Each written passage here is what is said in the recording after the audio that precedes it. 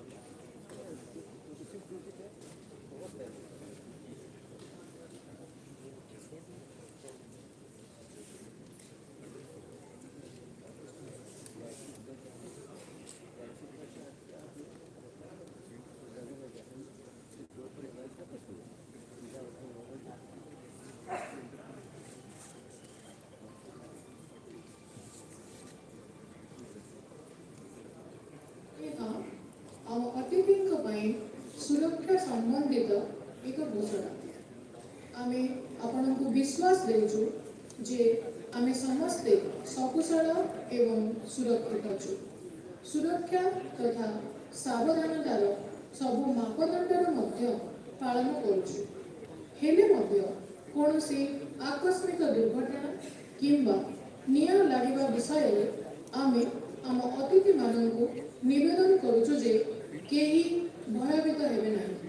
ଆପଣଙ୍କୁ ଉଚିତ ମାର୍ଗଦର୍ଶନ ଦିଆଯିବ। ଏହି କୋଠରୀରେ ଆଗପଟେ ଡାହାଣକୁ ତଥା ବାମ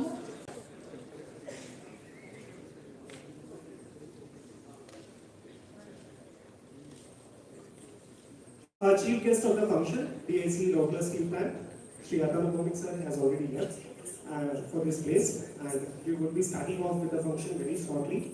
I would request everyone to please keep their mobiles in switched off or in silent mode.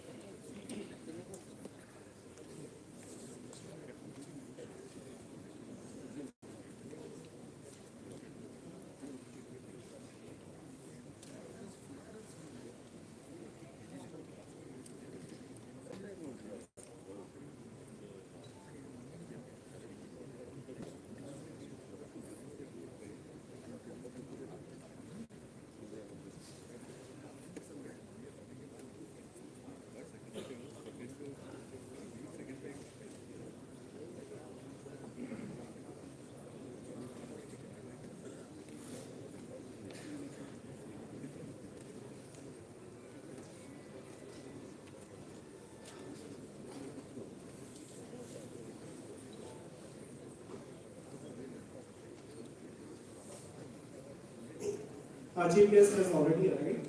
I would request everyone.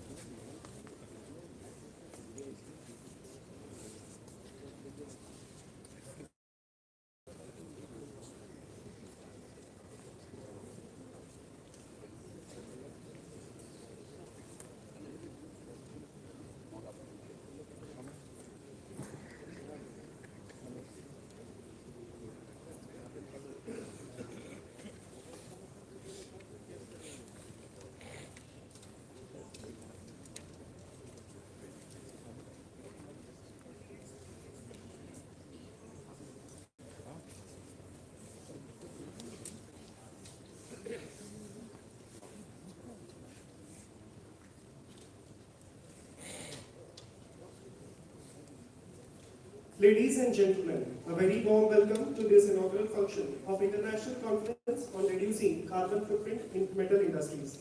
This is being organized by IIM Rourkela chapter in association with SAIL Rourkela Steel Plant and NIT Rourkela. I would now request everyone to kindly stand up for the national anthem.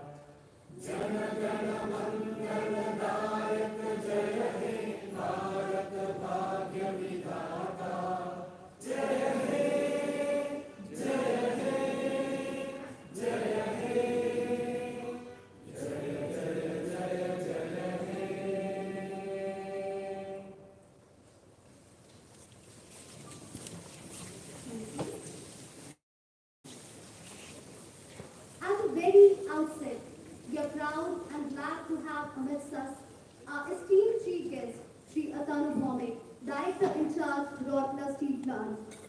Our special guest, Dr. Sanak Mishra, ex-Managing Director, Rourkela Steel Plant. Our guest of honors, Dr. Devashish Bhattacharya, Vice President Tata Steel, Professor K. Uma Maheshwar Rao, Director NIT Rourkela, Shri S.R. Surivanshi, Executive Director Works, Rourkela Steel Plant, and Chairman, IM Rourkela Chapter.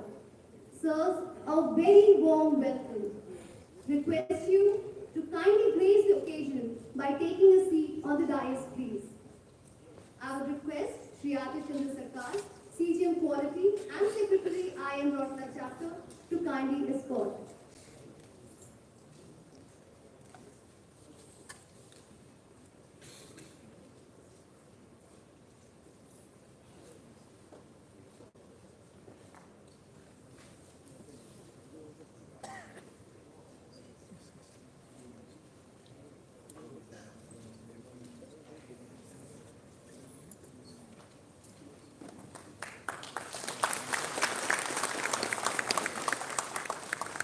Thank you.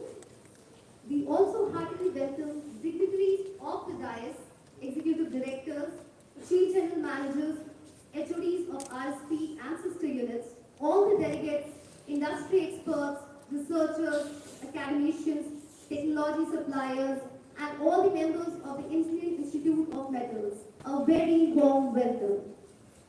Flowers not only express humility and tenderness of human emotions, but also are the reflection of warmth and welcome.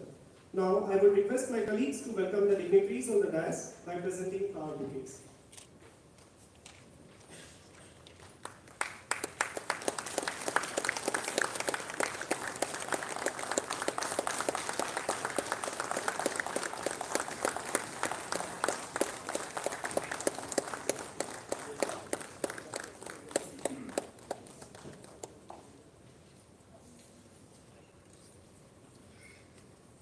Thank you. Thank you.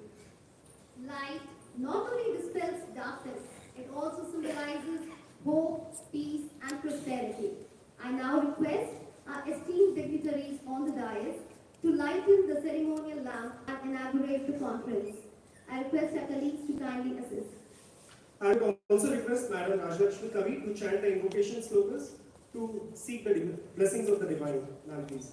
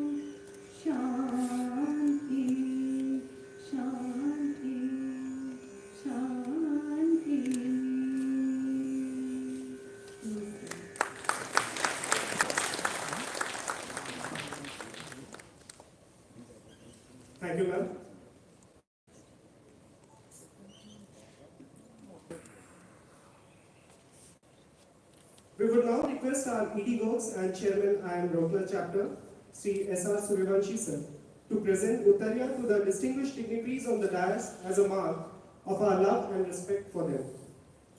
I request Suryavanshi sir to present Uttarya to Bhaumik sir, Director in charge, Rourkela Steel Plant.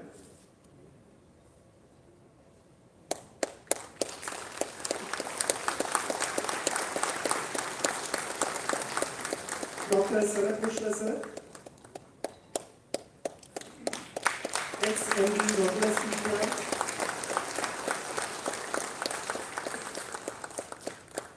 Professor Uma Maheshwar Rao, Director, RIT Rourkela.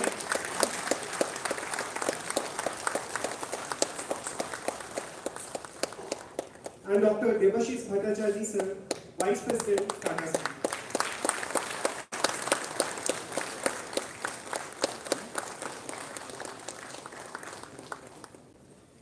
I would now request our DIC Atanu Bhaumik sir to present the Uttarya to our ED Works and Chairman and Rourkela Chapter, Suryavanshi sir.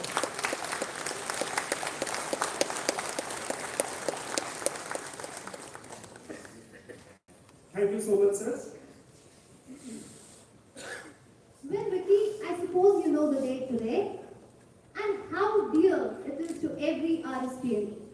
Why not, Ankita? Of course, I do. Because 64 years back, on this very day, the sleepy and nondescript village of Rourkela was brought to life when the first blast furnace under public sector undertaking was lighted up here at this very soil by the first President of independent India, Dr. Rajendra Prasad. And since then, the wheels of this country of Northern India has rolled on and on, safely and strongly, negotiating the twists and turns of the ever-changing steel industry, and has today rightly acclaimed the status of Silk Coconut of Odisha. Life has indeed come to a full circle for RSP. From a fledgling in the 1950s to today, when we are not talking about only sustenance of RSP, but the entire metal industry, by seeking out to produce clean and green steel. We cannot solve our problem with the same thinking we used when we created them. These words from Albert Einstein has been the guiding philosophy of our ED Works and Chairman and out-of-the-box thinking. As Chairman and Rourkela Chapter, Sir has made great contribution towards promoting the vision and mission of IIM. He has revitalized the chapter activities by organizing various talks and webinars on different contemporary topics throughout the year. He is the prime mover behind the organization of this much-awaited conference at Rourkela Steel Plant. I would now request Sir to please welcome the Sir, please.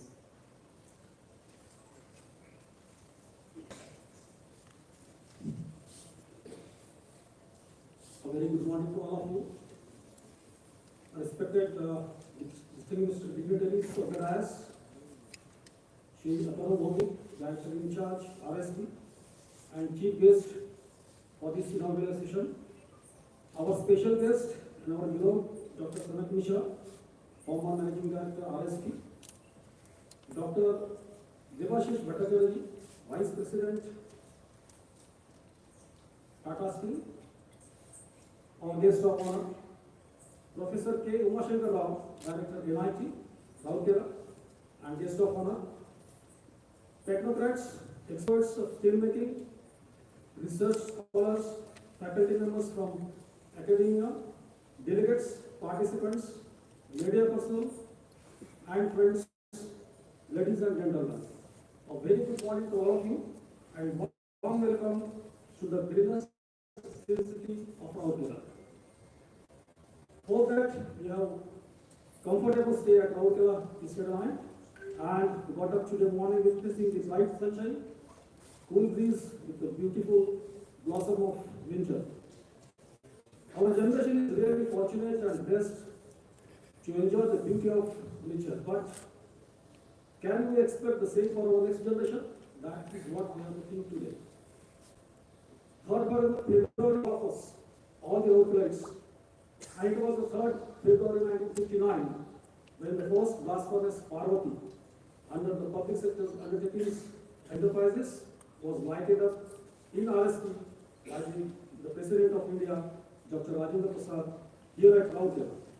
And we have been fortunate to have this day coinciding with the date of this mega event of International Conference today.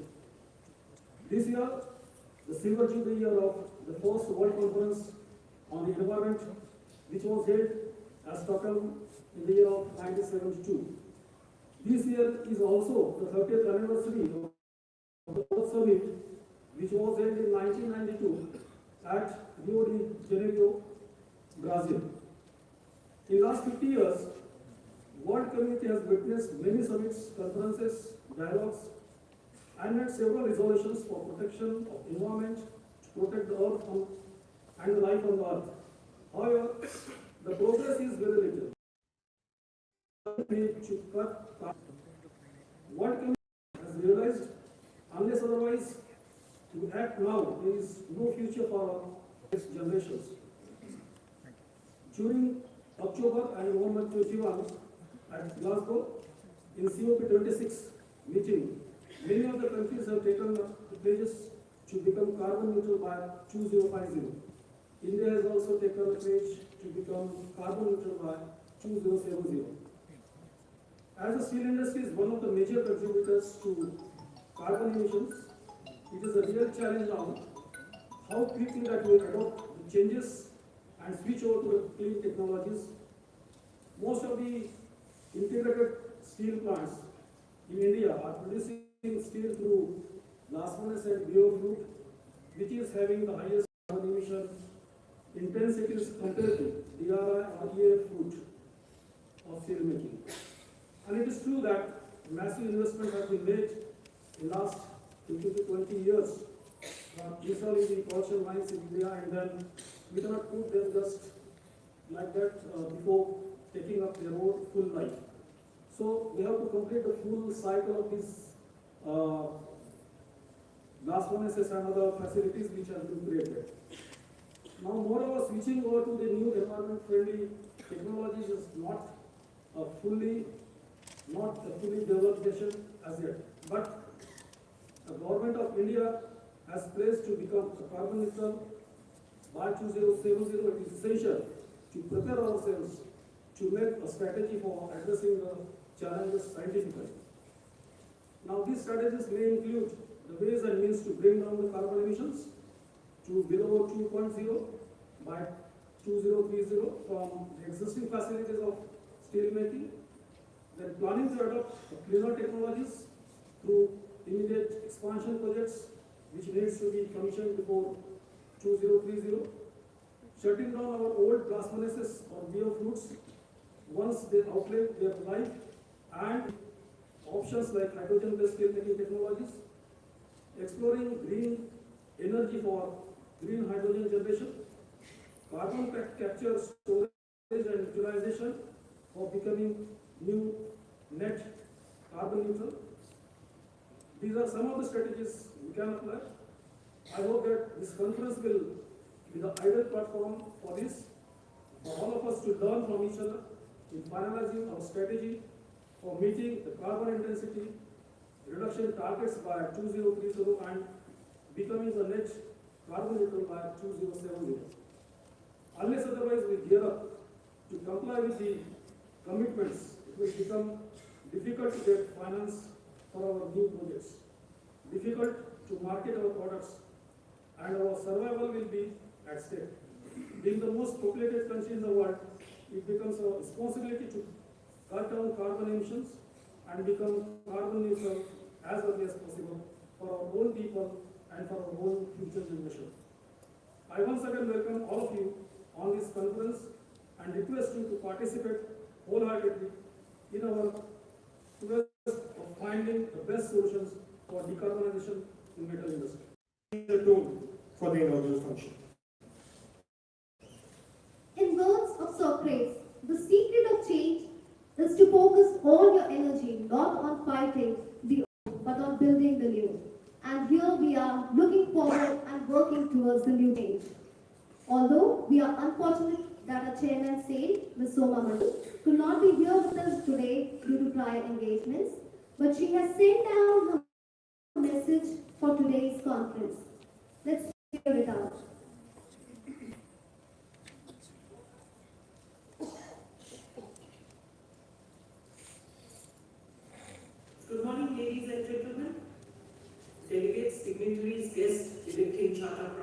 steel plant. It is heartening to see that the Indian Institute of Metals, Rourkela chapter, in association with Rourkela Steel Plant and NIT Rourkela, is organizing an international conference on reducing carbon footprint in the metal industries. The topic of decarbonization has gained global importance. In the recent climatic talks in COP26 and COP27, India has taken a bold stand on the subject. India has unilaterally put forth a 5-pronged strategy for climatic action, which includes achieving net zero emission by 2070. The iron and steel sector is known as a hard-to-abate sector in terms of emission. At the same time, it is a critical contributor to the economic development of our country. As per the recent study, 11% of India's emissions are from steel. With growth in steel demand, this is projected to be more than double by 2045. Globally, the sector accounts for some 7% of the total greenhouse gas. Seen as a corporate, has always believed in sustainable development and has acted responsibly in ensuring that it is passed. SAIL's business vision is suitably aligned for improving environmental footprint. To that objective, SAIL has prepared a roadmap for decarbonization and has set itself a goal of about 2 tons per ton of crude steel. Decarbonization strategy of SAIL is broadly classified into 3 distinct zones. In phase 1, decarbonization process took momentum during modest programs starting in 2008 with the introduction of an array of energy-saving clean technologies. In phase 2, carbon abatement will be achieved through implementation of energy-efficient technologies in future expansion as per the Vision 2030 of SAIL. The decarbonization at SAIL is expected in the post-2030 scenario with an aim to achieve carbon neutrality by 2017. This will be achieved through gradual shift to alternative steel making, adoption and propagation of hydrogen steel making, awaiting full renewable energy generation potential, and wide coverage of carbon capture, utilization and storage across SAIL. Adoption of disruptive alternate technological innovations will be the key to reach our desired targets in the greenhouse gas emissions. There is an additional cost. Technology and process engineering will be essential to make it adaptable with least weight. Till such time, we need to work on energy efficiency by reducing specific energy consumption through technological upgradation, utilization of waste heats, use of better quality inputs as per international benchmarks. We need to go beyond the compliance of regulatory norms for prevention and control of pollution through various measures. I am confident that this conference will provide an excellent platform wherein the industry and academia can share the ideas and enhance understanding of the way ahead towards developing viable strategies for reducing the carbon footprint. Wishing a fruitful discussion during the conference.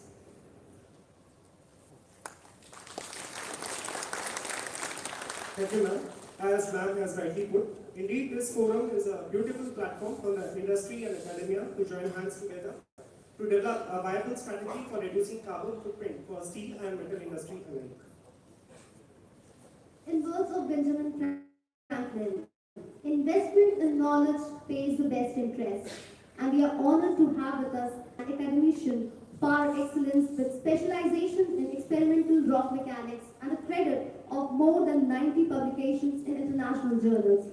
He has worked as chairman of state, vice chairman of JAIE, also as the independent director of Uranium Corporation of India and the Department of Atomic Energy. It's a privilege to invite Professor K. Uma Maheshwar Rao, Director NIT Rourkela, to be here with us. So kindly, you're welcome to share your views with us, sir.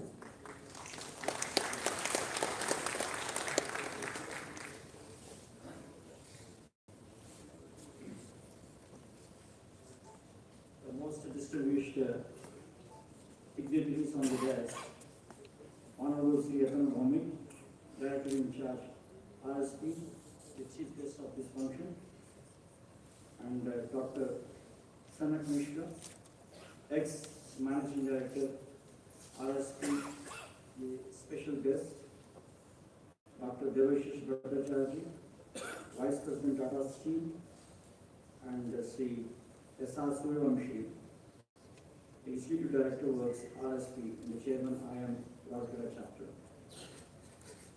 It gives me immense pleasure to be present before you today, this morning, for the inaugural session of the International Conference on Reducing Carbon Footprints in Metal Industry. My brief biodata read out that I am from the specialization which give you the raw materials, coal, every metal, metallic ores.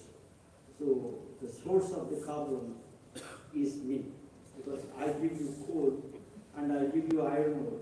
I ask you to burn coal to make steel, and that's where the carbon footprints are here with us. The fact, the irony is that it's all red and then earth, and we all know that the life on the earth is carbon-based, though it is not a carbon planet, it's a silica-dominated planet, but when the life on the earth is completely controlled or dominated by the carbon, and then carbon was the source or is the source of life, and today the carbon has become a source of taking away our lives from the comfort zone.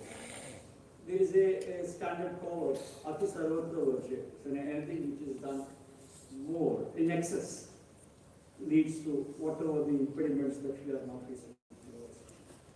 And there are a few statistics which always say that I think you all know that this year presidency G20 is what we are holding on with the theme that Vasudhaiva Kutumbakam. It's a planet is for everyone and life and opportunity for everyone, equal opportunities for everyone.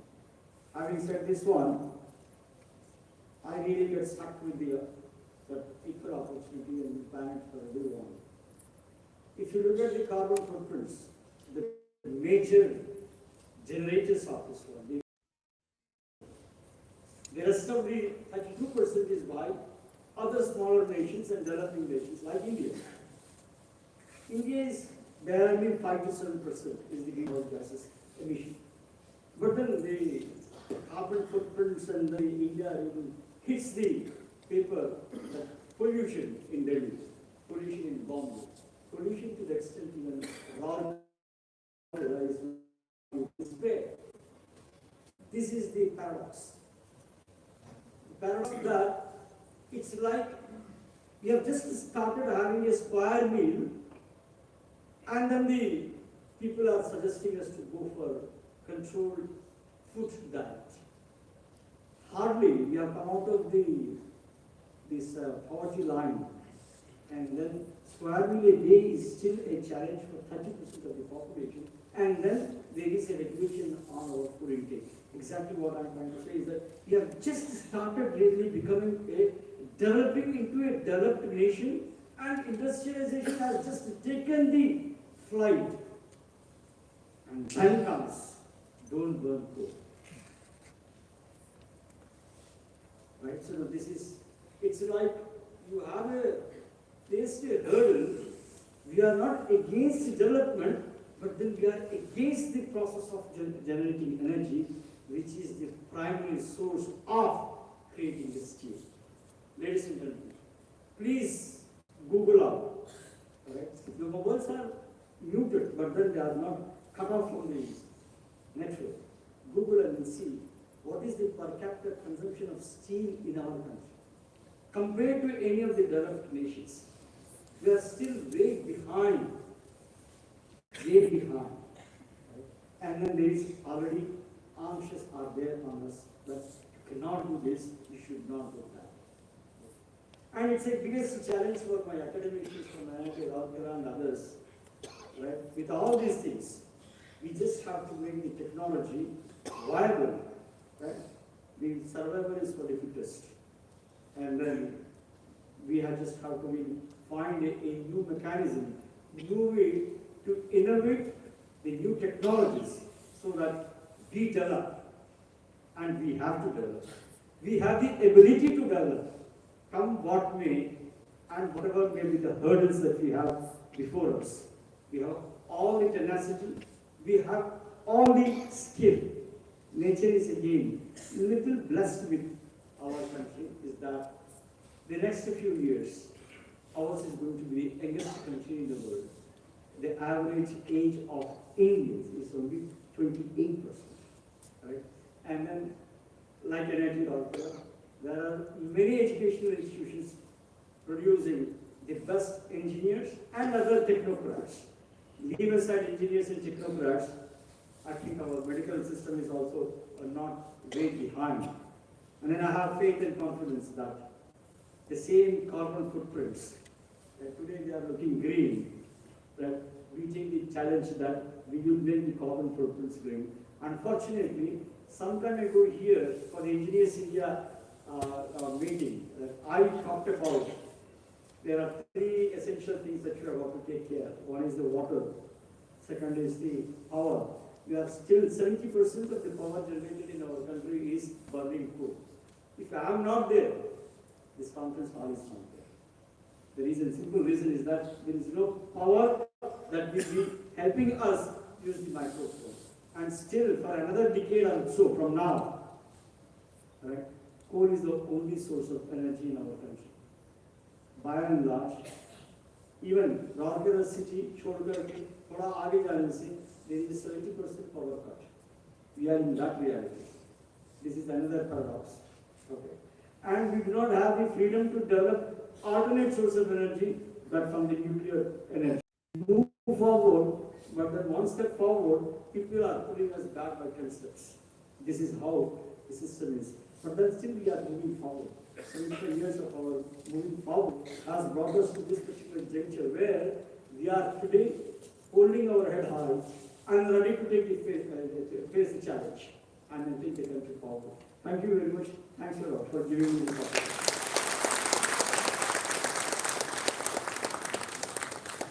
Thank you so much, sir, for that address.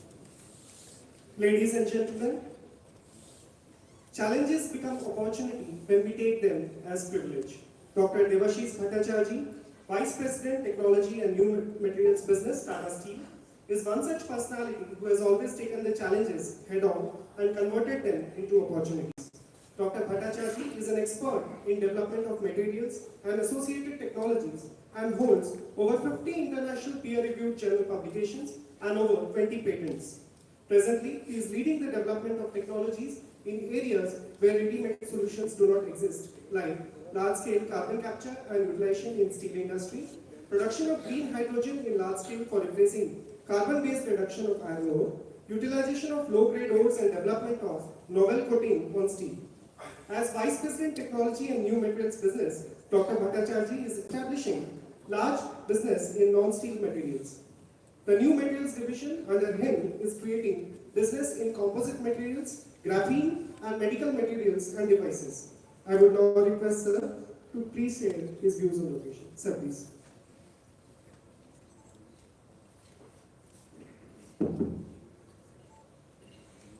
Good morning, everyone.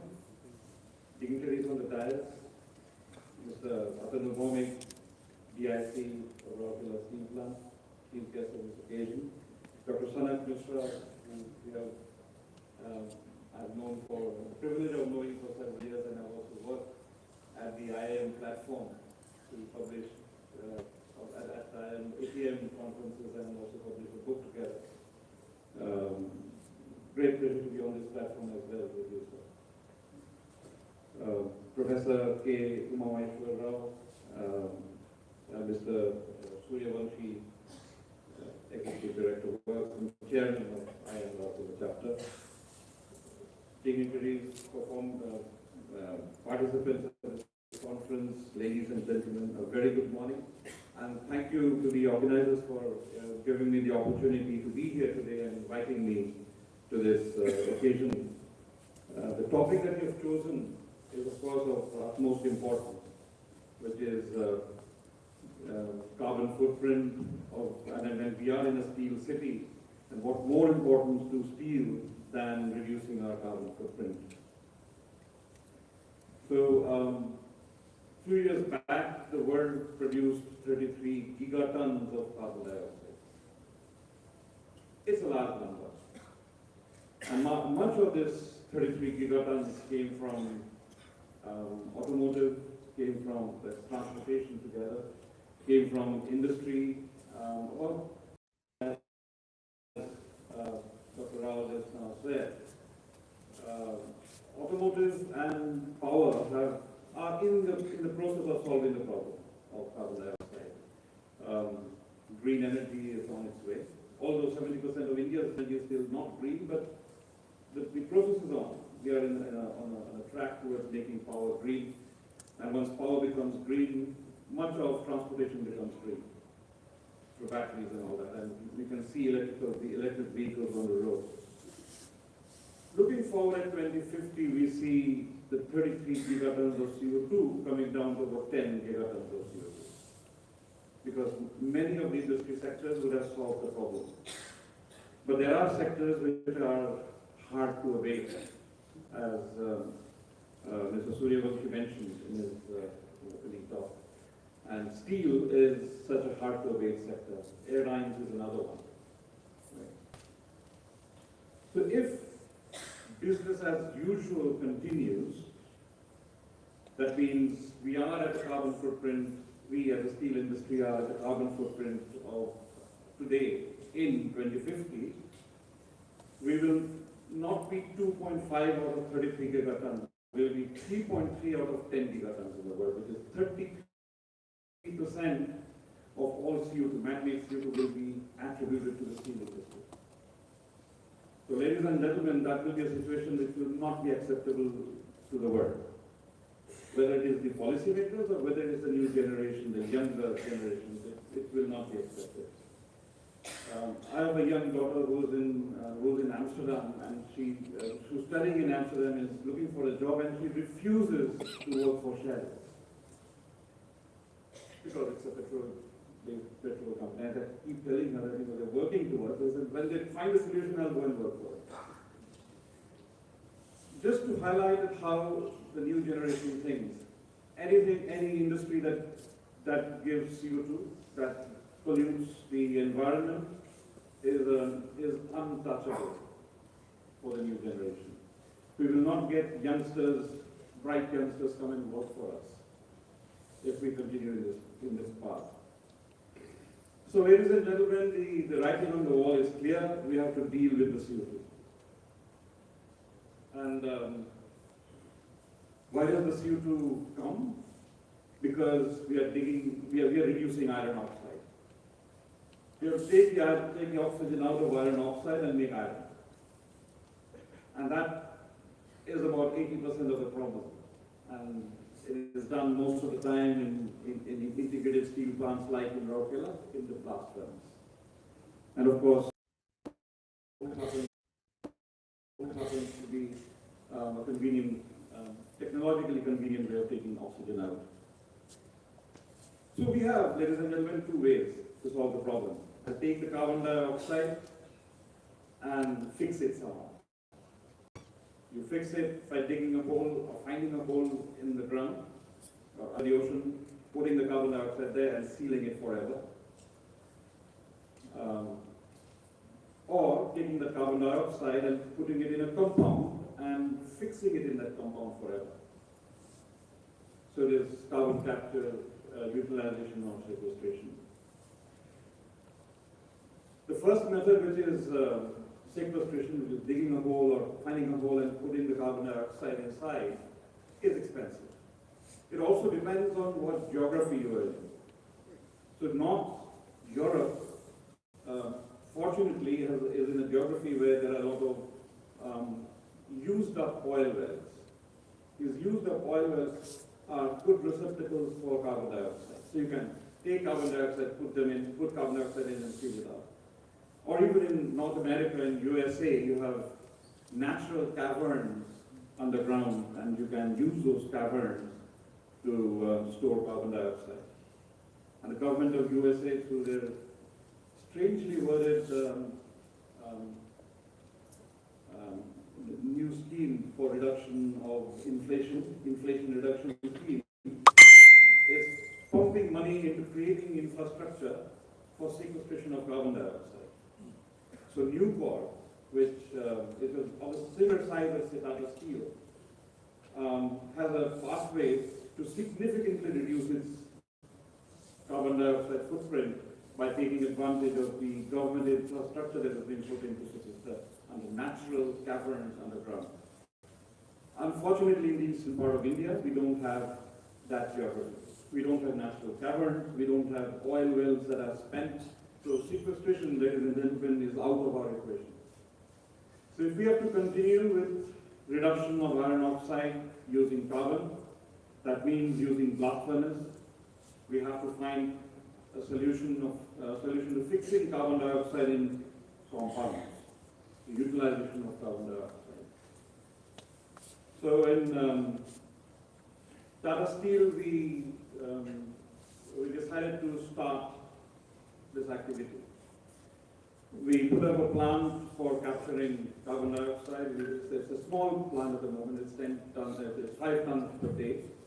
But it captures carbon dioxide straight from the exit gas of the blast furnace. And all of the carbon dioxide is actually used to demineralize cooling water.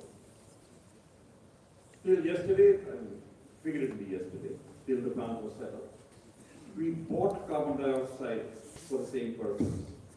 I'm sure you also do the same, and the cooling water that goes into your BOF vessel, that cooling water needs to be demineralized, otherwise, like arteries of our body, they clog up. And that demineralization is done by carbon dioxide, and we now do it using the carbon dioxide that we capture from the blast furnace off gas. And of course, now this carbon dioxide gets fixed as calcium carbonate or magnesium carbonate, which of course has a resale value, so you can reduce the cost of carbon capture and utilization. You would produce using, say, 10 million tons of CO2. And that is the crux of the problem. We produce roughly 2.5 times CO2 compared to the amount of steel that we make. So the footprint that we have is about 2.5 tons of CO2 per ton of steel. Which means a 10 million ton steel plant will produce 25 million tons of CO2. India today makes 100 million tons of steel, roughly. India has the need and the ambition to make 300 million tons of steel by, say, 2035, 2040. It will need to be there. Which means at the rate of 2.5 tons per ton, India will make 700 million tons of CO2 per annum. And all that CO2 needs to be captured and utilized, or captured and sequestered. Now, one would say, why don't you plant enough trees? Trees eat CO2. For 700 million tons of CO2, you will need about 2 million square kilometers of rainforest. India has a land surface area of 3.something million square kilometers. So, nearly 2/3 of India has to be a rainforest to capture all that CO2 that will come out of 300 million tons of steel in India. So that's not a possible solution. We have to find technology solutions. And these technology solutions will lie in trying to fix CO2 in organic compounds, long-chain organic compounds. We could start with methanol, could go to ethanol, and could go to even something like formic acid, could be even perfume or food coloration, etc. You solve two problems then. If you produce, say, for example, methanol from the CO2 that you capture, that methanol is green. You can work out the logic for that. That methanol is green. You can put that methanol in aviation fuel, you make aviation green, which is another hard-to-abate sector. So the CO2, that's the problem of the steel industry, can actually be a solution to greenification of not only steel but also of aviation. But for that, you need hydrogen, because any organic compound will have hydrogen. So which brings me to hydrogen. So while you have carbon-based reduction, blast furnaces, you will need to capture and utilize carbon dioxide. The other way is to find a solution to carbon itself. Find a reductant that is not carbon. Hydrogen is the obvious solution. But today you don't have enough hydrogen. We need about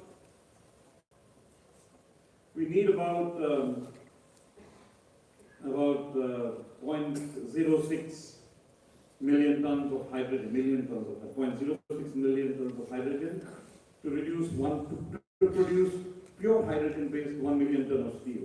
Put this through DRI. Hydrogen. You will not be able to produce, you will need coke, because that's the only thing that is solid, and the one of the furnace and the whole burden stands on it. And secondly, the equation that the reaction rates change and the temperatures change, and therefore you will need to restrict the amount of hydrogen to the extent that you will only be able to pump in about 0.016 million tons instead of 0.06. So significantly less. You will have still a carbon footprint if you use hydrogen in blast furnace. Which means as long as you have blast furnace, you will need carbon capture, utilization and sequestration. But if you go to DRI, you can move to hydrogen-based DRI. But the problem is to produce hydrogen. 1 million ton of hydrogen will need about 12, 13 gigawatts of power through electrolyzers. Today, electrolyzer technology is just maturing. We have alkali electrolyzers or PEM electrolyzers.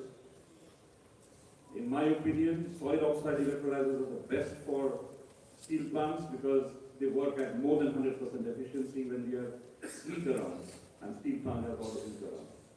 But that is still not mature. So the writing on the wall is hydrogen is not available at scale at a price point. Today, hydrogen that is produced through electrolyzers is at $6 per kg.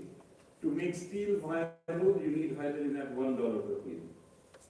And that will only come when it is upscale and technology grows enough to bring the costs down.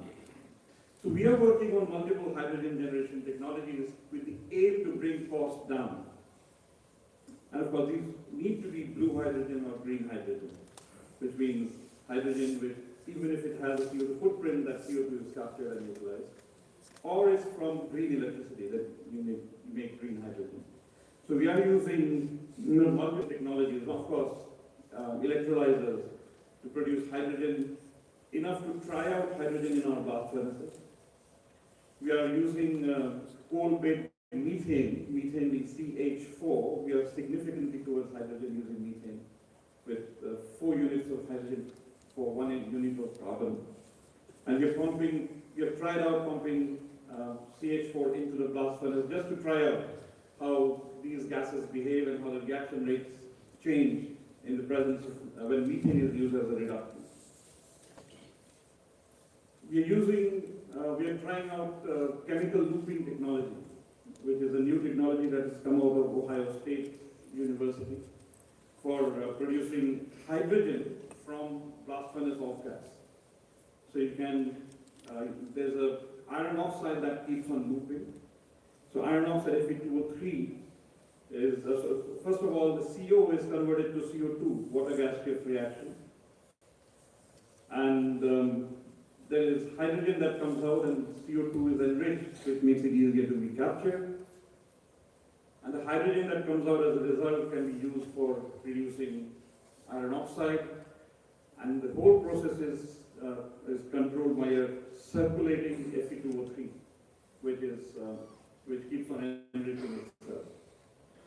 So today, after this meeting, I go back to Jamshedpur and inaugurate the pilot plant for chemical looping technology and hydrogen production through chemical looping technology. The point is, the amount of hydrogen needed will be so high. Today, the world produces about 90 million tons of hydrogen. At 300 million tons of steel production in India, India will need about 20 million tons of hydrogen. You can work out the logistics, roughly 1/5 of what the world uses for everything in hydrogen. Just India will need 1/5 of that. So it is very clear that no single route of hydrogen production will be so we are working on multiple routes to mature our hydrogen production technologies.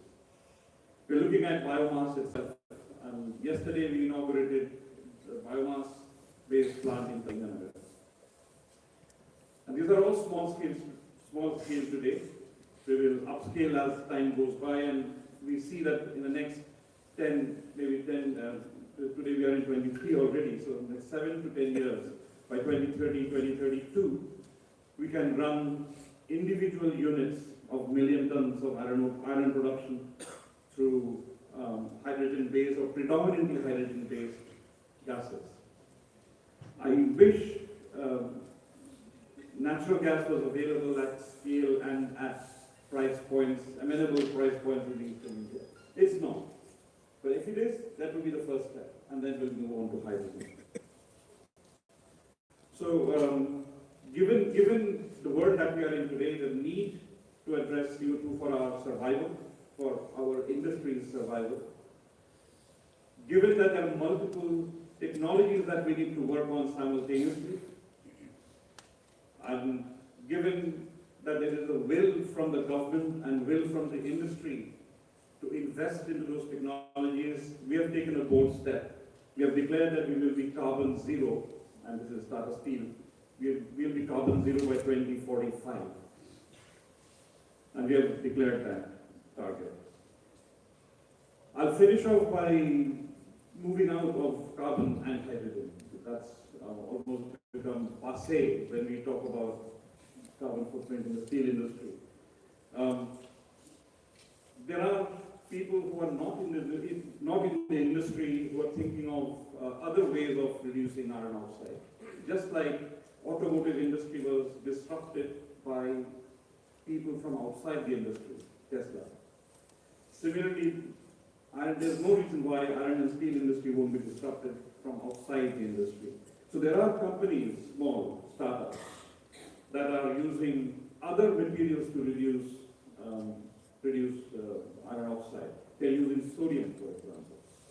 And sodium, the whole reaction happens at 180 degrees centigrade.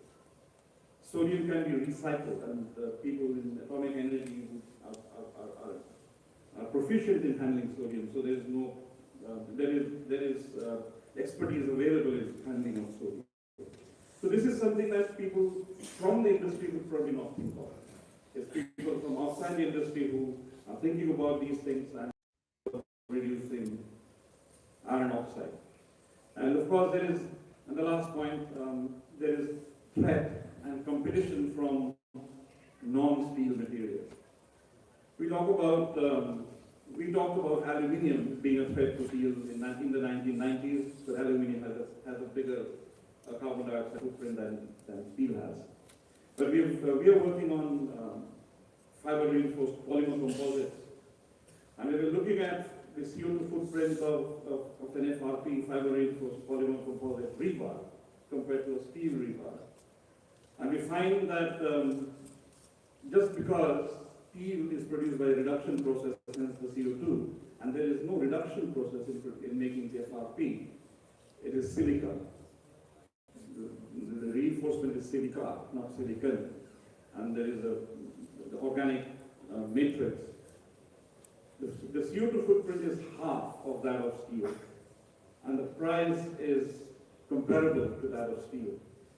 So component to component, in specific uses, there will be threat from competition from competing materials just on the carbon footprint basis to steel. So steel fraternity, be aware, keep your eyes and ears open. The writing on the wall is very clear. Address the CO2. Thank you very much. Thank you for inviting me and having this conversation.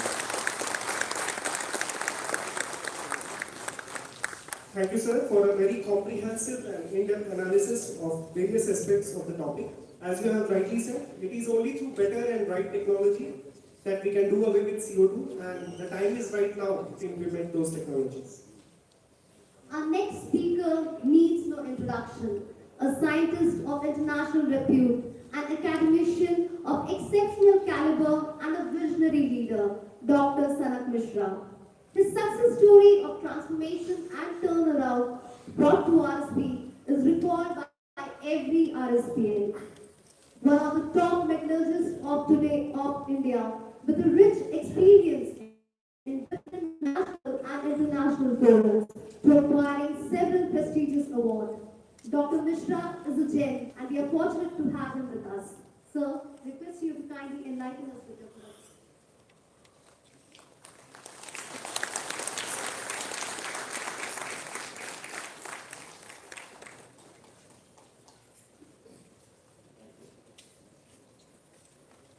First of all, I must tell you that coming back to the auditorium, it makes me feel very emotional.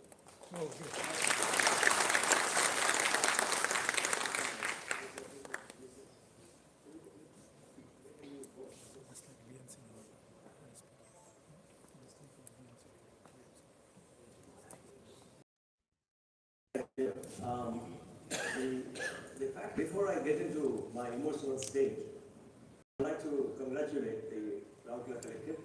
I'd like to congratulate your director in charge, Mr. Rourkela, and also the people of Rourkela, men and women, children, young men, young women, all employees of Rourkela State Plant, for the way this steel plant and the steel township have raised the bar in steel production, not only steel production, but also the evening ride through the ring road, on the ring road rather, which is I think about 18 kilometers, if I recall. And Rourkela had a lot of glory earlier, but I found that added to the glory now, we have a lot of glitter in the night. Looks like a resort town. The gardens, the flowers, the beautiful flowers on the table. I must compliment all those who contributed to that scenario. Now coming back to my emotional state, I must tell you why I become emotional when I come to Rourkela. I started my professional career de facto, quote unquote, in Rourkela. And how was that? In the summer of 1968, I completed my final year BE Metallurgy degree at the Indian Institute of Science, and I came here for the final lap of a 3 months of summer training. It was not very comfortable. To be honest, in those days the temperature in Rourkela in the summer month, like June, May, June, would be something like 118 degrees Fahrenheit, 115 degrees Fahrenheit. I stayed with my uncle, Professor Rourkela, who was a professor of mechanical engineering at NIT. And I used to cycle. He gave me a cycle. And I used to cycle to the plant for my training and go back. So going back was hard because the afternoon summer temperatures, as I said, used to be 180 degrees Fahrenheit. But I really enjoyed that 3 months because it exposed me to the industrial world. It exposed me to people who toiled hard and gave their blood, sweat, and tears to the steel plant. And at that point of time, there were a lot of journals already. There were still quite a few journals. And it was the first time I was exposed to a large crowd of Westerners, so to say. There was a benefit. I was telling your director that I had a ticket by Air India to go to the United States for my graduate study or my PhD.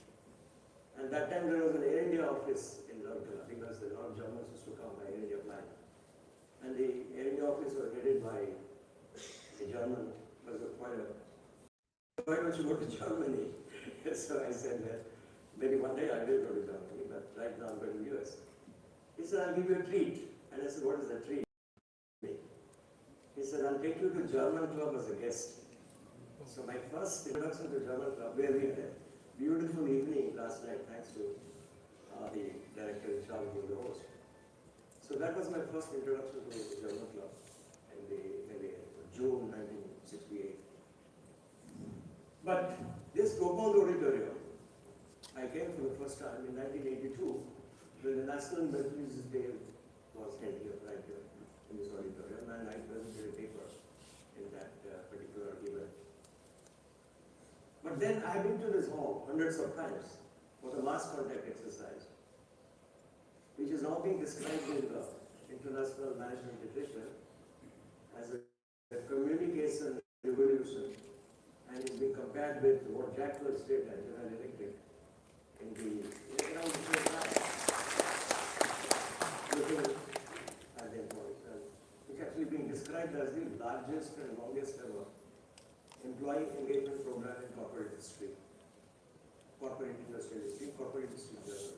I see Annapurna Behra there in the audience, one of the first speakers in the mass contact exercise. Hi, Annapurna. So I'm very pleased to see him because he was one of the first. When we started the mass contact exercise in this auditorium in 2002, I think in April, I see many others also were involved in that. Manoran Ram is there, now a very well-known corporate head in India. I see Anindita. I saw Archana Sapati, and she's not in the hall. I see many other faces, including the director in charge, Mr. Ravi, who played a key role in the transformation of Rourkela Steel Plant. So it gives me a great feeling to be back here in this auditorium. It feels good to breathe the air of Rourkela. It feels good to listen to all the waterfall fountains, the sound, the beautiful sound that produce water fountains. So overall, again, I salute you people. I salute all the employees of Rourkela Steel. I salute all the citizens of Rourkela Steel when we were joined whatever it is.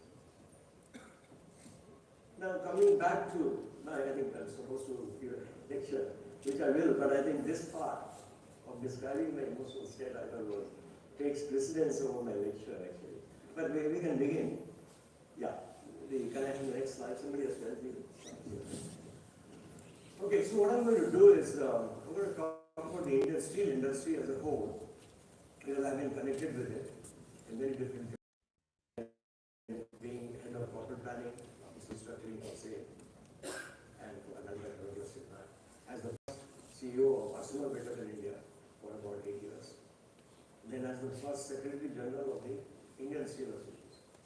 So I've been connected for almost 50 years with the Indian steel industry, and I continue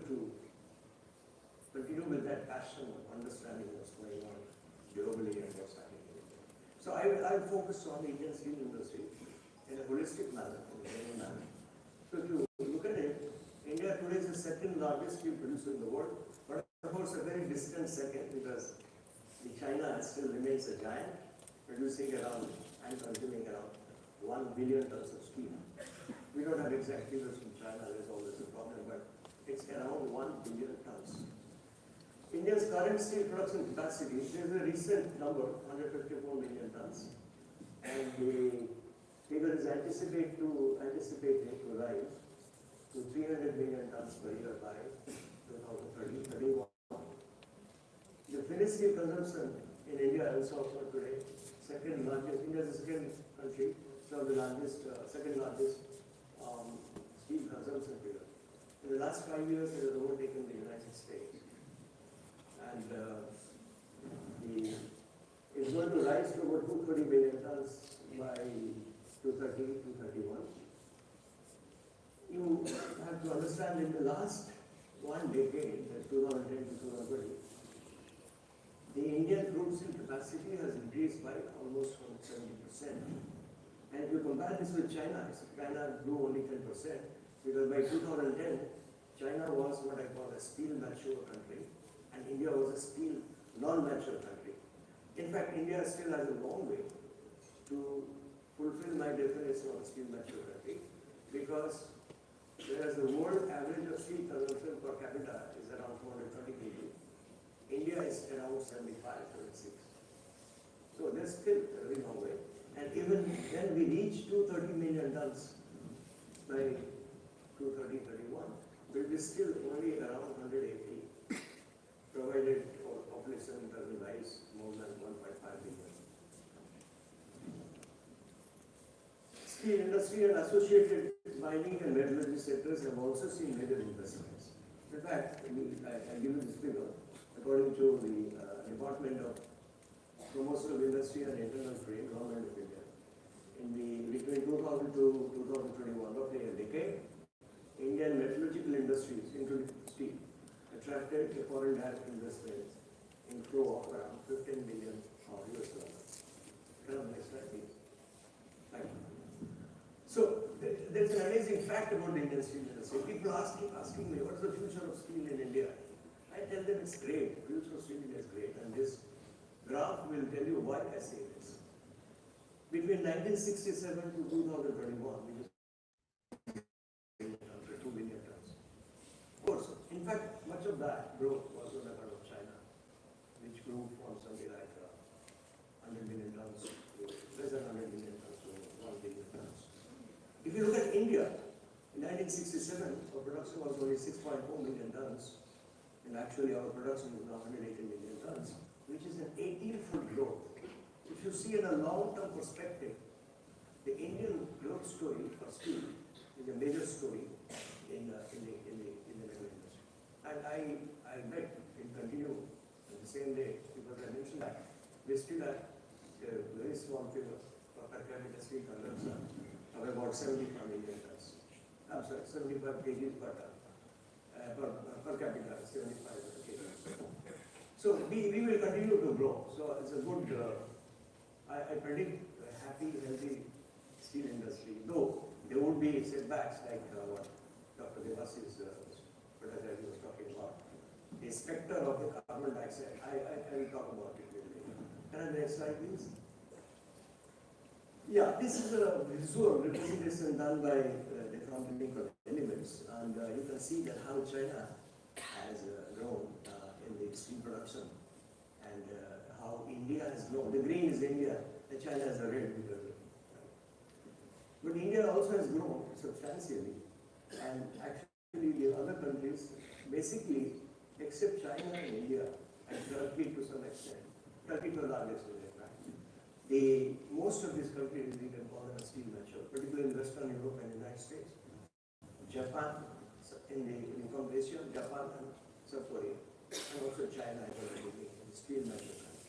They are reducing steel production, not necessarily they are reducing steel consumption, but yes, they are also reducing steel consumption because they already have very high level of per capita steel consumption. So India is going to be a major growth story. Next slide, please. Now there's a major change in India. When I was young, when I was in the state, steel it dominated. The steel industry was dominated by the public sector, which is Steel Authority of India. Previously called Hindustan Steel Limited. But the picture has changed from the time of the restructuring of the Indian economy in 1991-92, where one of the sectors that opened up and was faced with global competition was the steel industry. Steel industry was the spearhead of the control of the economy.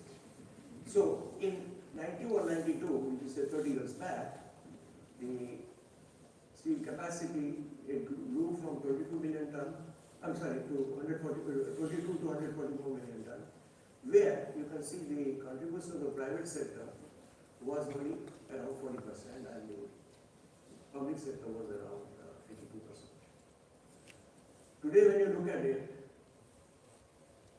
this is 10%, but today is 82%. So the steel industry production today is dominated by the private sector.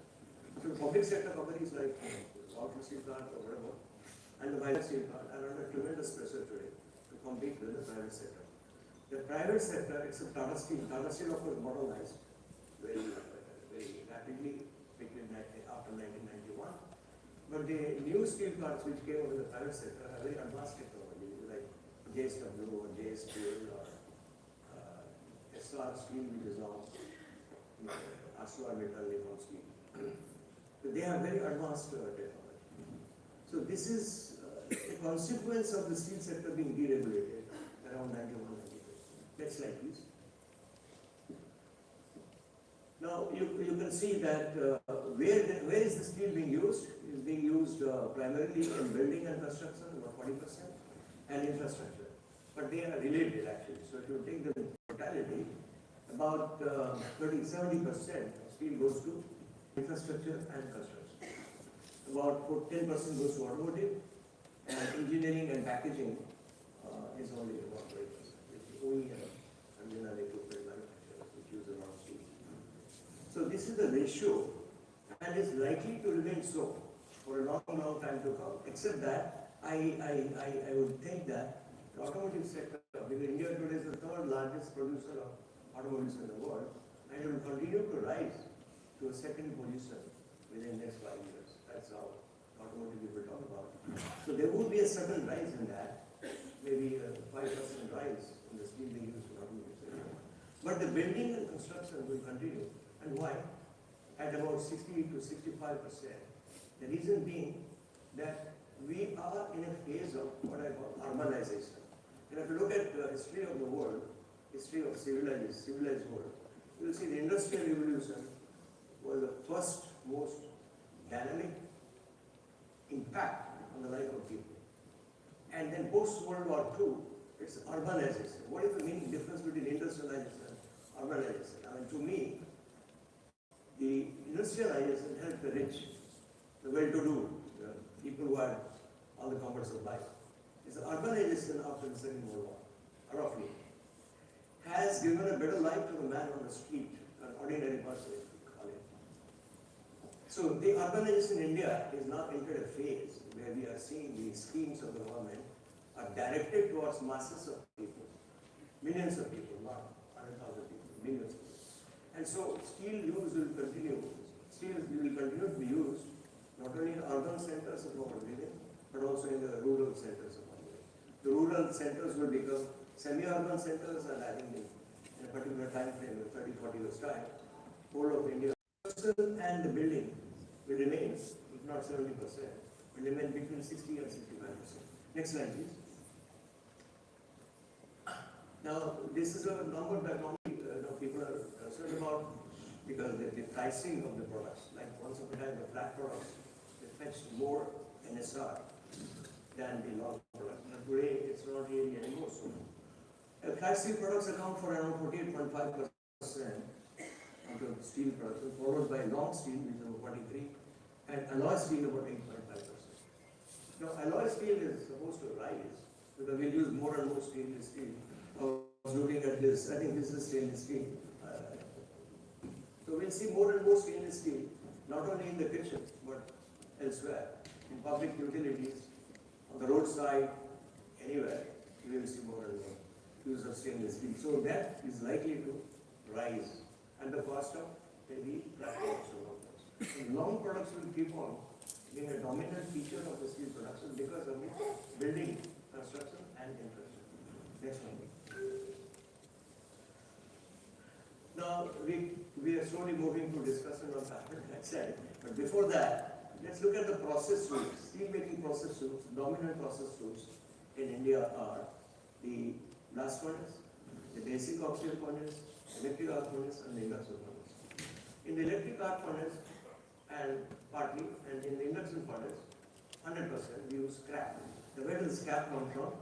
India uses around 30 million tons of scrap annually, out of which about 25 to 26 million tons is indigenous, and the remaining is through imports. This imports is likely to rise because I think what will happen in future that we'll have more and more steel produced through the electric arc furnace. One reason being that we are already the third largest power producer in the world, electricity producer in the world. So electricity is available, though it's costly, but it's available for the electric arc furnace. If you look at the production of the input to making crude steel, you'll find that blast furnace accounts for 72%, currently around 72%, and DRI accounts for almost 28% of the input to crude steel production. We are the largest DRI producer in the world. There are negatives for DRI production because the carbon dioxide upload to the atmosphere is more in DRI. But this is the ratio. Then when we look at the crude steel production, the BOF, like in our club, which is purely BOF based, 47%, electric arc furnace 26%. The induction furnace is almost the same as the electric arc furnace. The scale of production of induction furnaces is smaller, than the scale of production in electric arc furnaces, which is smaller than the scale of production in the basic oxygen furnaces, like 300 ton basic oxygen furnaces. And some of the largest size electric arc furnace would be around 150 million tons. The induction furnaces in India are much smaller, about 25 million tons at the best. Next slide, please. Yeah, India is, of course, all of you know, is blessed with abundant reserves of iron ore. Odisha being a very prominent figure in that iron ore magnetite. Around 70% of integrated steel making facilities are located in distant part of India because the iron ore mines are in distant part of India, and the rivers are in distant part of India. So we are getting water from the rivers, not from lakes, but from the rivers. Like you have in Rourkela, you have the dam, and the dam which is pumping water into the Brahman River and the dam.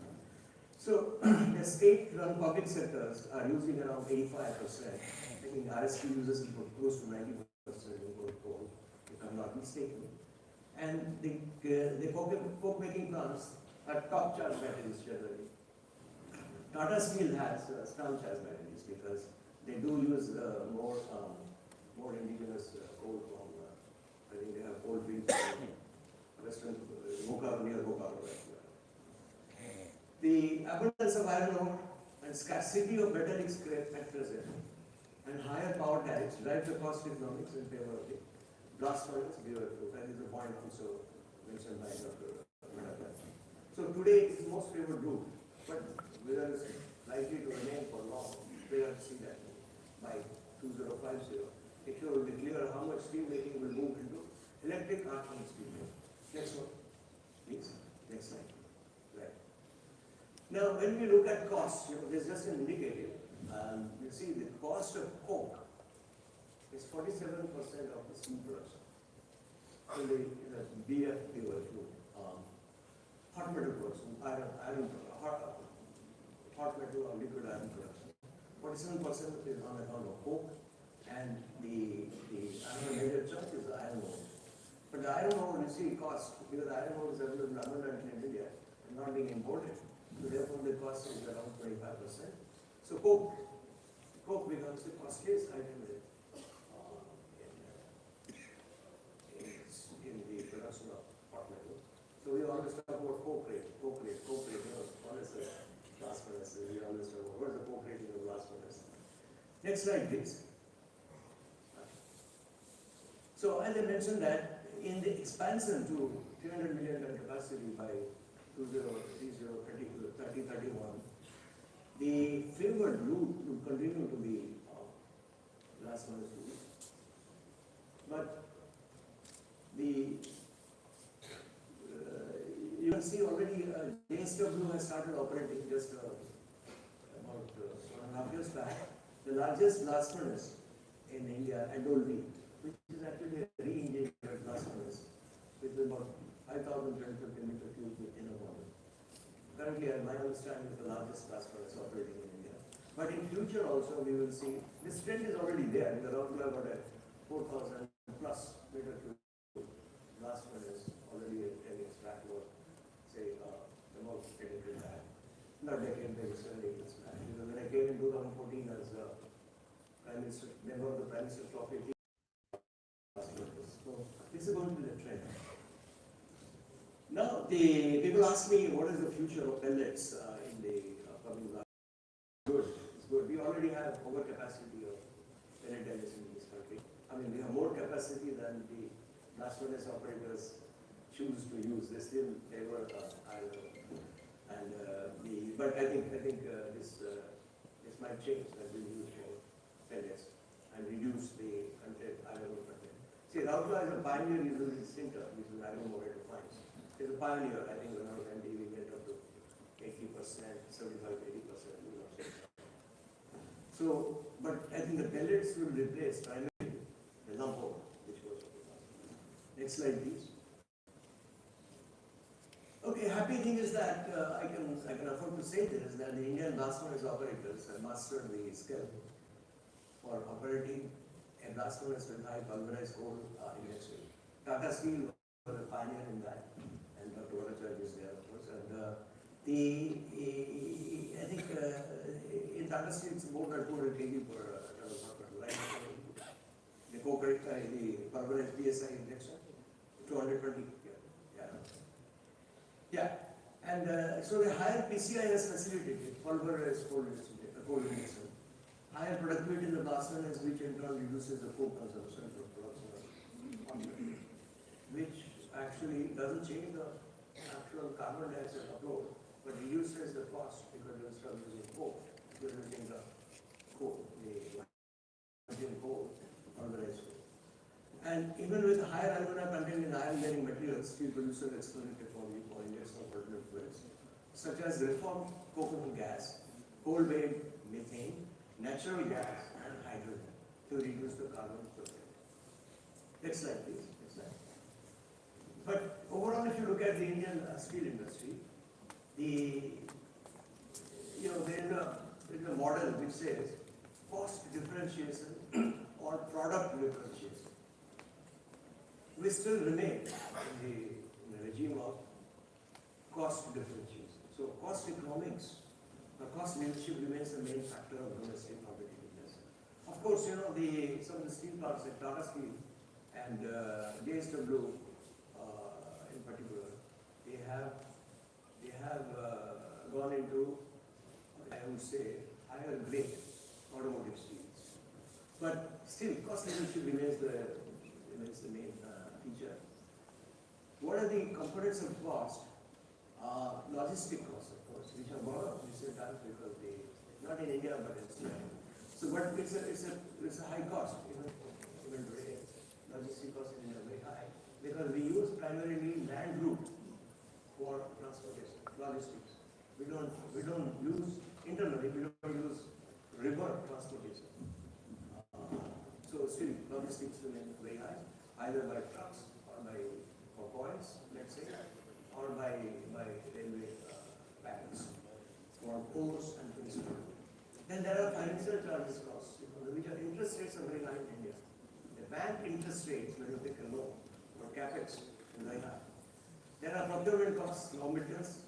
I have already mentioned that we import coal, and the public sector units use more than 80% imported coal, which is a high cost item. The production cost will involve energy costs, other energy costs, like not only imported coal but oil and all that. Conversion costs, employee costs, outsourcing costs. Then there are marketing and sales service costs, a component of overall cost. Now I have added a point called bleeding costs. Bleeding costs are very high in India, in all the steel plants, public sector, private sector. Till about 2000. What are bleeding costs? Bleeding costs is on account of poor labor. So those are bleeding costs. I mean, nowhere in the world, for example, that you want to maintain a strip mill and you do it annually. Nobody does that anymore. I mean, the overhaul of a strip mill will be after 5 years or 10 years or something. So bleeding costs are those costs which are primarily on account of poor technology or poor maintenance. And poor maintenance is a very strong feature of all the steel plants till about 2000. So I always include that to raise that consciousness amongst people that we need to reduce the bleeding. Next slide, please. Let's look at the strengths of the steel industry and the weaknesses, and what's called a SWOT analysis, strength, weakness, opportunity, and threat. See, I already said that we have abundance of iron ore, and we have abundance of thermal coal deposits for our partners, though the ash content is very high. But still, it's an advantage. We have a highly educated engineering workforce, many degree holders, and we have mature production base. We have been producing steel for almost 100 years now, more than 100 years since we started tackling the carbon steel. What are the weaknesses? I put it in yellow because it's a bearing on the carbon carbon footprint. High energy consumption, high coke rate. High coke rate primarily on account of iron ore, either being of low quality, around 60%, instead of being 63.5 and higher. And so the slag rate increases, and the slag takes out a lot of energy. You see what happens in a blast furnace? The energy guzzler is the slag. because you are taking out hot slag at about 1400. And that slag rate, when it's more than, I think when I was a member of the Premises Trophy team, I won't name the steel part, the slag rate was 450 kg of slag per ton because of use of poor quality iron ore. So energy consumption is very high in the Indian steel industry, except some blast furnaces which are very modern, high degree of automation, and are by design fed with better raw material. So consequently, we have high carbon dioxide load. I'll give you some numbers. Following slides. Next one, please. So we come to this topic of the conference, which is actually the carbon footprint, which is today a very hot topic, because society, human society, is no more accepting the fact that you can download or upload into the atmosphere so much carbon dioxide. Because the climate change is very visible today. You have seen how the climatic changes are occurring unexpectedly without any rhyme or reason for in the last 4 years. Floods, suddenly there's snow in places like Texas and Oklahoma, or suddenly there's a rain, the use of rain somewhere, and things like that. So, the iron steel industry globally accounts for about 6 to 7% of the carbon dioxide. When you look at the India is going to be around, my guess is, I don't know proper estimates, it could be as high as 11%. In China, about 10 years back, it was as high as 15%. So China produces 50% of the steel in the world. So there you have a carbon dioxide upload of 15% of the total carbon dioxide load of the country. Now, to push the automotive sector also, is also, the transport sector is also quite high. It also around speed. So therefore, the fuel consumption rate in the automobile depends on it, on the body weight of the automobile. Now that puts, in turn, pressure on the steel industry because it supplies the steel, and automakers are asking for better quality steel, which is by itself has a lower carbon footprint, but also is stronger, lighter, tougher, so that the car weight can be minimized or reduced. Next slide, please. The Indian steel industry's contribution to carbon dioxide emission is from two basic sources. One is the BA, DY, and the other is the coal-based DRI and the electric arc furnace based, and the induction furnace based. See, in India, almost all this energy is produced through thermal power, so which is we have captive power plants. So Rourkela, the captive power plant, has many captive power plants. So many steel plants, most steel plants are captive power plants. And so these captive power plants use non-coking coal or thermal coal, which are highly energy intensive, in terms of carbon dioxide. And you look at some typical figures for carbon dioxide emission in India from the steel plant. You look at Tata Steel, it's about 2.3. Look at SAIL, it's about 2.6. JSW Steel is about 2.35. The tons of carbon dioxide emission per ton. So it's quite high. And as I mentioned that, the general public is not going to accept such numbers because they want to live. They want to live and they want to breathe better air. So therefore, this is an issue, and the DRI is one of the major. I think we should look at DRI more seriously. Though we take pride that we are the largest producer of DRI in the world. However, it's one of the segments of the steel industry which actually has a higher rate than the 2.6 of SAIL. Considering a higher figure, I don't get it. So I need to put it here, but it's much higher than 2.6. Next one. So I think Dr. Rajani also mentioned this, that in 2021, Tata Steel commissioned a 5 tons per day carbon capture plant at its Jamshedpur as a pilot. But it's the first steel company on the scale continent, Tata Steel, to adopt a carbon capture technology that extract carbon dioxide directly from the blast furnace gas. So it's a milestone in the Indian steel industry, though the scale is only 5 tons. Tata Steel will reuse the captured carbon dioxide on site to promote the circular based technology for on-site use. The depleted carbon dioxide gas is sent back to the gas network with increased calorific value. This project has been executed with the technology to support from Carbon Free. It's a global leader in low-cost carbon dioxide capture technology. And we will see how Tata Steel progresses with the use of this technology in future. Next slide, please. Now, I must say that Indian steel producers, they are quite concerned. I mean, I must give credit to them that they are very concerned, fully aware of the climate action targets, which is 1970, India has adopted a target date of 1970. But we will see whether that target date will get pushed further, because originally it was 1950. But the way I see it, at least for one decade, till 2030-31, at least 2034-35, when we are ambitious plans of growing in size, the DF-POF process will be remain predominant technological way. If green hydrogen, I think Dr. Bhattacharya mentioned it in quite detail, that is hydrogen produced through electrolysis using renewable energy, can be made available on an economical scale, then a carbon neutral steel making will have a future. Next slide, please.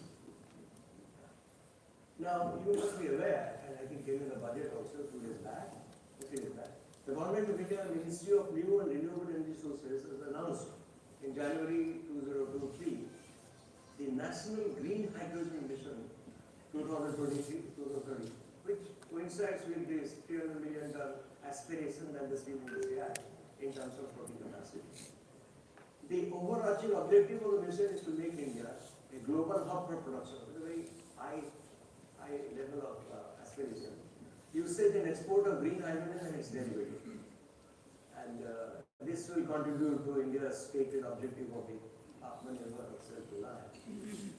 In this mission, what is, to come to steel, what is envisaged is that the Minister of Steel will drive the adoption of green hydrogen in the steel sector in a phased manner. The Ministry will identify and facilitate pilot projects for use of green hydrogen in steel production and undertake policy measures, business policy measures, to accelerate commercial production of green steel. And on next slide, please. In 2017, I thought I'll mention this because I was involved in this, the formulation of the National Steel Policy 2017, where actually we talked about the capacity of 300 million tons. The vision, I thought I'll tell the vision. The vision is to create a technologically advanced, globally competitive steel industry that promotes economic growth.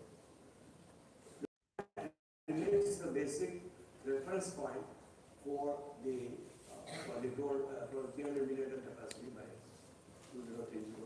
That's one thing. Next slide. Yeah, I thought I'll just briefly mention about what is the Steel Research and Technology Mission of India, SRTMI. In fact, I was one of the, I prepared the white paper for the establishment of SRTMI, along with Dr. Alvin Raj and Dr. Devi Tata Steel. And the idea was that the promotion of R&D in steel, to bring all the stakeholders into one platform and promote steel research on themes of critical and vital national importance. Not company-based steel research, but steel research that will benefit the entire steel sector. This has been established with an objective to spearhead R&D of national importance in iron steel. Particularly, let's say, issues will be like the beneficiation of iron ore, which is required by all steel companies. That will be one. The issue of reducing carbon dioxide load will be another issue, let's say, in example. So I'm just giving you some example. But it's also concerned with developing expertise skill, manage human resources, and bolster a tripartite synergy amongst industry, national R&D laboratories, and academic institutes. See, this remains this hope on interaction of industry with academic institutions still remains a kind of a more of a lip service than anything else in reality. But we need to promote that. We need to push for it. We need to spend more energy and money on increasing the interface and enhancing the interface and the interaction between academic institutions and industry. Because this is a vital element in moving forward in advancing in technology, which they did in South Korea and Japan and in China. I would say that they did outstanding work in bringing academia and the industry together. Next one, please. Okay, this is my last slide. So finally, the guiding philosophy for the Indian steel industry, to me, seems to be the green steel coupled with safety, health, cost and quality. Concerns of safety and environment, evolution of cost-effective, low-carbon production technology, and technology advancements towards enhancing the quality and product attributes remain, I think, the guiding force only. Should be the guiding force only. I think this is the last slide. Thank you very much for that.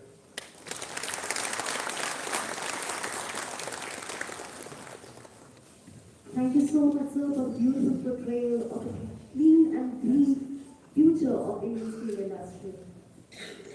Sir, though I and Ankita,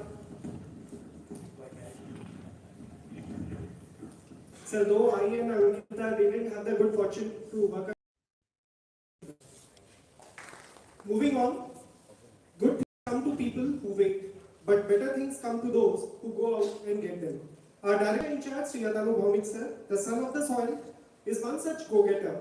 After completing his B.Tech in metallurgy from NIT Rourkela, then RSTV Rourkela, Sri Bhaumik joined SAIL Rourkela Steel Plant in the year 1988.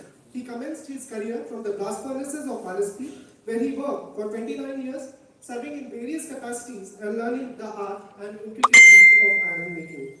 By the dint of his perseverance, dedication, and unflinching commitment, he steadily rose through the hierarchy and took over the reins of Rourkela Steel Plant as director in charge in February 2022.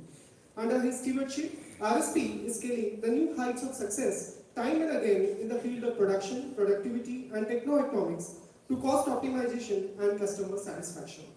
He has redefined the word excellence in every sense of the term, be it the steel township, the cultural canvas, the sporting arena, or the peripheral villages. His commitment to improving the quality of life and living of the people is exemplary.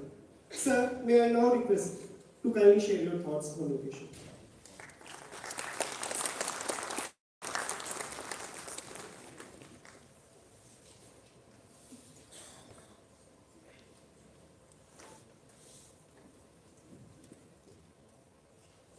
Good morning to all of you.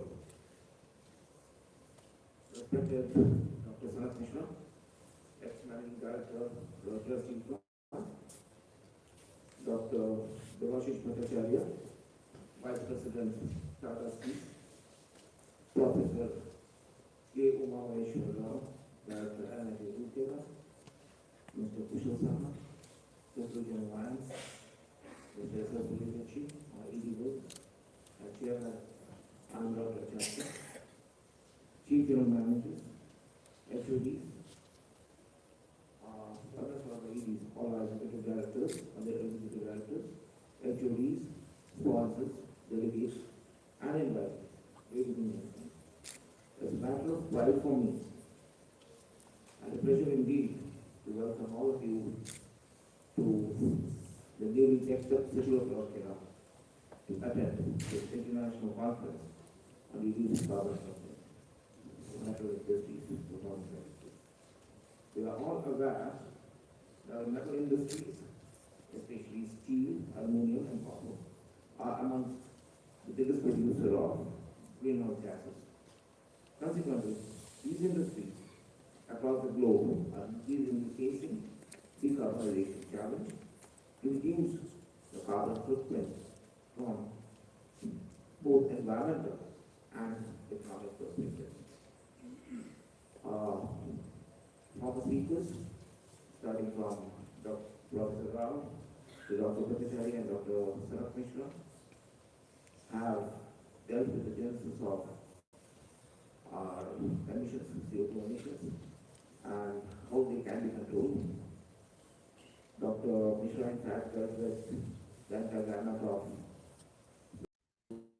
Here I would just like to point out that when I joined RSTV in 1988, we had 4 furnaces operating, all of designed for the steel, operating at blast temperatures of 700 degrees centigrade, with no PCI, hovering around 650, 700. And from there on, we have come to operating furnaces, large blast furnaces, beyond 4,000 meter cube, and we have also redone our blast furnace number 1 from a 995 meter cube blast furnace to 1,710 meter cube blast furnace with PCI and all other modern facilities that our blast furnace needs to have. Our blast furnace, hot blast temperature, which at the point of my joining, as well as Mr. Suri and Shik, we were both in blast furnace, it was around 700. And now it's touching 12,000. So that's the change that has happened. And for the future, we have a pellet plant coming up.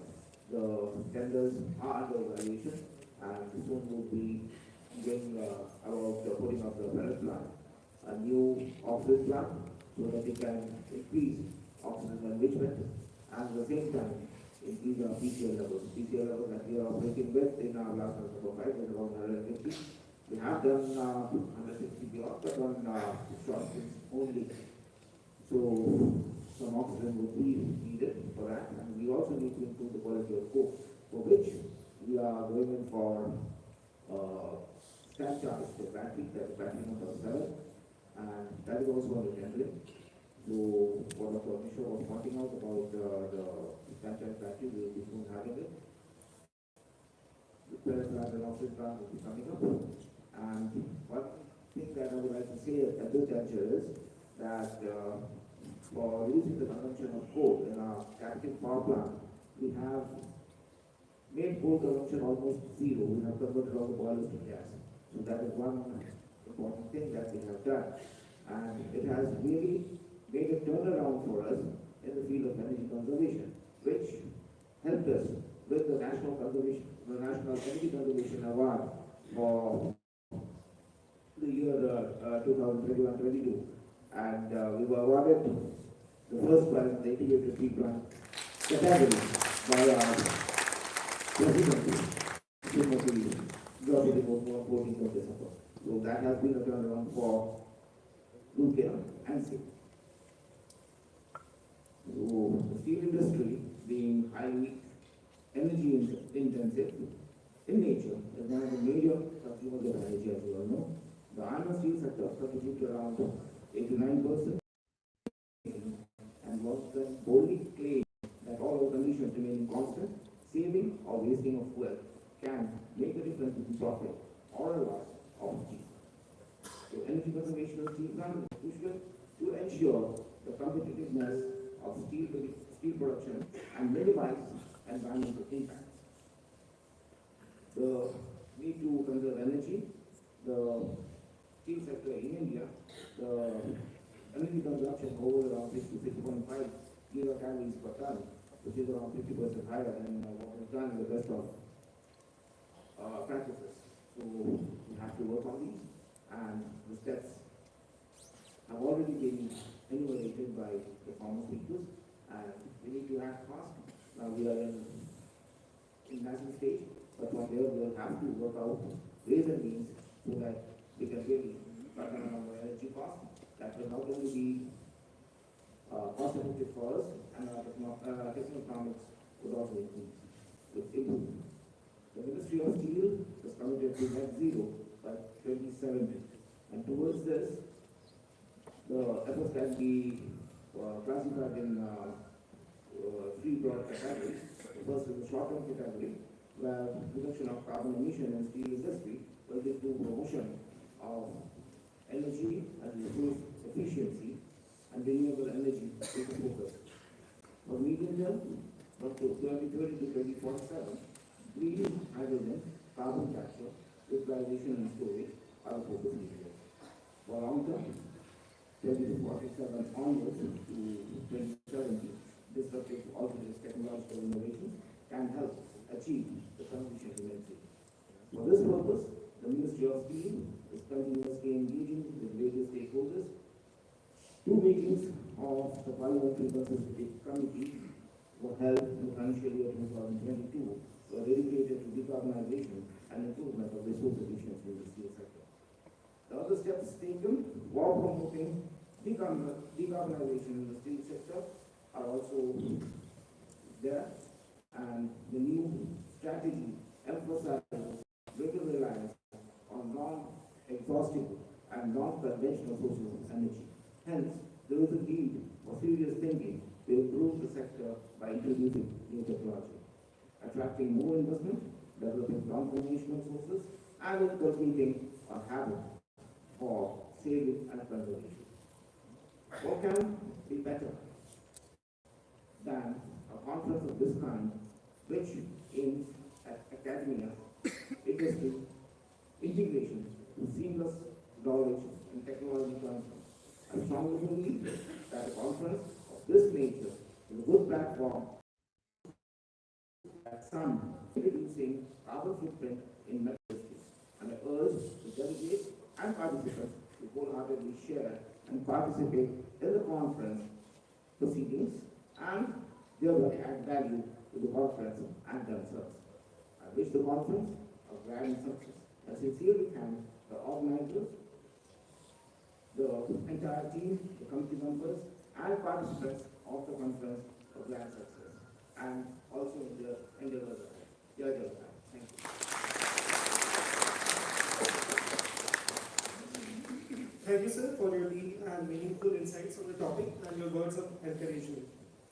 As Greta Thunberg, the renowned climate protection activist, has rightly said, we can't save the world by playing by the rules, because the rules have to be changed. Everything needs to change, and it has to start today. Indeed, and this conference is just the beginning of that change. Today, we are honored and thankful to all the dignitaries on the dais for coming in and bestowing us with your presence. As a token of affection and gratitude, I would request ED Works and Chairman IM Rourkela Chapter, Sri S.R. Suryavanshi sir, to kindly present the memento to all the dignitaries. I would request our colleagues to kindly assist. I would request sir to present the memento to Sri Atanubhami sir.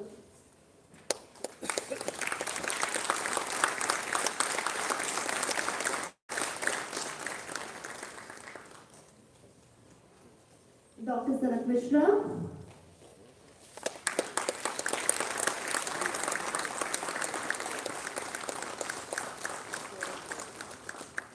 Professor K. Maheshwar Rao.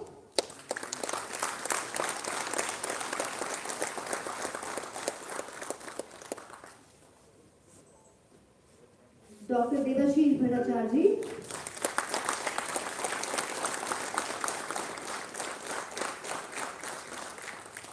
I would request DICRSP Sri Atanubhami sir to kindly present the memento to Sri S.R. Suryavanshi sir.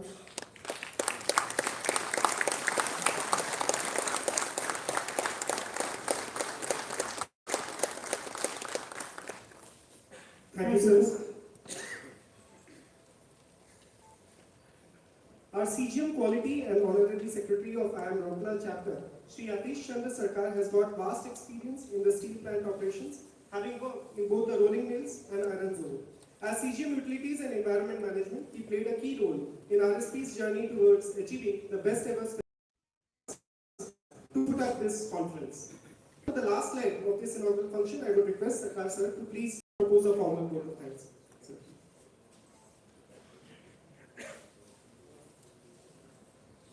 Thank you, Vicky. As I have been contemplating over the last few days about our preparation for this conference, whether our preparation is adequate or should we need some more help, I thought, why not asking God, should I pray to Him for success of this conference? But then I thought, be it a failure or a success, we should not be bothered. I should pray to God to give us the strength to make a comeback all the time. The Indian Institute of Metals Rourkela chapter has already made a comeback. After having remained subdued over many years, now under the leadership of our respected DIC, RSTV Sri Atanu sir as our chief patron, and Sri S.R. Suryavanshi, ED Works as the chairman of the chapter, the team IIM Rourkela chapter has really gathered the momentum, the courage and enthusiasm to organize such a mega event like this. Our work well begun is half done. As this morning, we have been witnessing an exciting inaugural session of this conference, it filled me with confidence that the event will eventually be fruitful for all of us. Namaskar, respected dignitaries on the dais and august luminaries in the audience, ladies and gentlemen, it is my proud privilege to propose a vote of thanks in this inaugural session of the International Conference on Reducing Carbon Footprint in Metal Industries. On behalf of the organizing committee, I would like to first thank respected Madam Shoma Mandal, Chairman Singh, who although could not attend this function but sent her good wishes to us. Our heartfelt thanks go to the chief guest of this program, respected Sri Atanu sir, Director in charge RSP, for his wonderful words of wisdom. Thank you, sir, for always supporting us with your advice and guidance and taking us in all our endeavors. We express our profound gratitude to Dr. Sanat Mishra, sir, former MD, Rourkela Steel Plant, and former Chairman, Indian Institute of Metals, for accepting our invitation and coming to Rourkela. It has always been an enlightening experience, sir, listening to your erudite addresses. Our thanks are due to our guest of honor, Dr. Devashish Bhattacharjee, Vice President, Technology and New Materials Business, Tata Steel, for his gracious presence and the thought-provoking talk. Thank you, sir, for giving us your valuable inputs pertaining to the topic of reducing carbon footprint and the new advent of the new technologies for FRP and other materials as a substitute of steel. I must mention our deep sense of appreciation for Professor K. Mohammed Rao, Director, NIT Rourkela, for his informative and interesting speech that has broadened our knowledge and ideas and incited us to think of the problem of others and organize on the National Metallurgy Day, organize Dr. Somnath Mishra Memorial Lecture every year on the occasion of National Metallurgy Day. Thank you. Our heartfelt thanks go to all industry experts, panelists, delegates, faculty members, students, and research scholars from NIT Rourkela, participants from Rourkela Steel Plant, media partners who have joined us not only from across the country but also from across the continents. We are grateful to all our sponsors and supporting agencies that have extended unconditional support in transforming our dream into reality. Heartfelt thanks go to CISA team at RSP who have facilitated us in a big way in organizing this event. I'd like to thank each member of the organizing team of the Indian Institute of Metals Rourkela chapter who have put a dedicated, diligent and passionate teamwork over the last 6 months and completed the groundwork seamlessly for organizing this event today. Finally, we would like to extend our sincere thanks to different departments of Rourkela Steel Plant, namely HRD Center, Communication Engineering, Civil Engineering Services, Safety Engineering, Fire Services, Public Relations, Protocol, and also all other departments and all the individuals who helped us in making this event a grand success.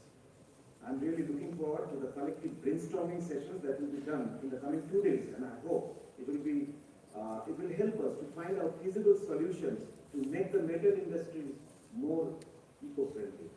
Thank you all.